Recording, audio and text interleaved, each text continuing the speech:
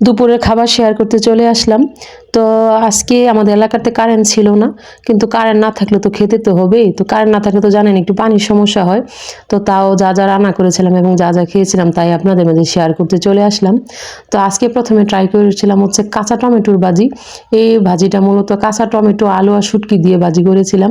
তো এটা খেতে অনেক মজা ছিল, আমার পছন্দের একটা ভাজি। শীতের দিন আমি অপেক্ষা করি কখন কাঁচা টমেটো আসবে আর কখন এই ভাজিটা করবো আর খাবো। তো এটা যদি কেউ রেসিপি চান অবশ্যই কমেন্ট বক্সে লিখবেন, আমি রেসিপি দিয়ে দিব। তো এরপরে ট্রাই করেছিলাম হচ্ছে মাছের ঘাটা বোনা, মানে মাছটাকে একদম ভেঙে পেঁয়াজ টমেটো দিয়ে একসাথে বোনা করেছিলাম। এটা খেতে অনেক মজা ছিল, কারণ আস্তা মাছ একটা খেতে একরকম লাগে, আবার ভাঙা মাছটা কিন্তু খেতে একরকম লাগে। এটাও আপনারা ট্রাই করতে পারেন, অনেক মজা লাগে। তো যাদের আমার ভিডিওটা ভালো লাগে অবশ্যই লাইক কমেন্ট শেয়ার করবেন। আর যারা ফেসবুক থেকে দেখবেন তারা অবশ্যই একটা ফলো দিয়ে দিবেন।